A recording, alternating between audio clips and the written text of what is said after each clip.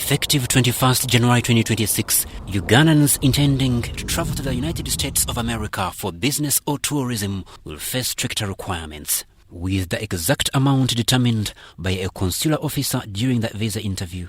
U.S. Embassy officials say the policy is aimed at reducing visa overstays, though the payment of the bond does not guarantee visa approval. However, the money is refunded within 30 days after the traveler returns and shows compliance with the agreed visa conditions. Officials say it's also possible a family or friend in USA can cater for the needed bond requirement to qualify. So once someone is qualified for what we call a B1, B2 visa for tourism or for business travel, and these are non-immigrant visas, are now, since January 21st of this year, required to post a refundable bond up to $15,000 before that visa can be issued.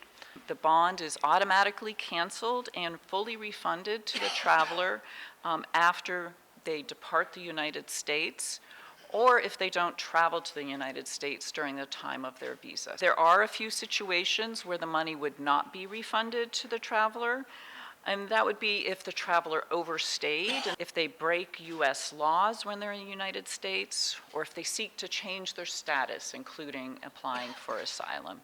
It's very important that people do not pay a bond before their visa interview. Uganda's inclusion follows data from the U.S. Immigration and the Department of Homeland Security showing high overstay rates. So the numbers of Ugandans traveling to the United States that are filing for change of status are quite high.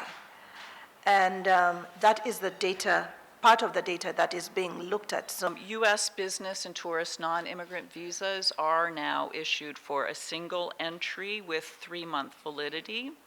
And that means that travelers have 3 months from the day that that visa is issued to travel for admission to the United States.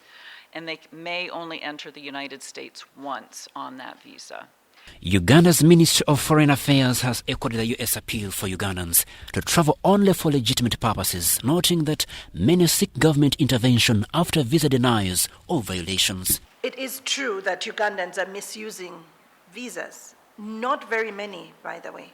But part of the reason this is important is it only takes a few to ruin it for everybody else. The bond requirement applies to tourists, business travelers, medical patients, those attending events such as the FIFA World Cup. However, students are exempt from this policy. Crispus Arinitwe, UBC News.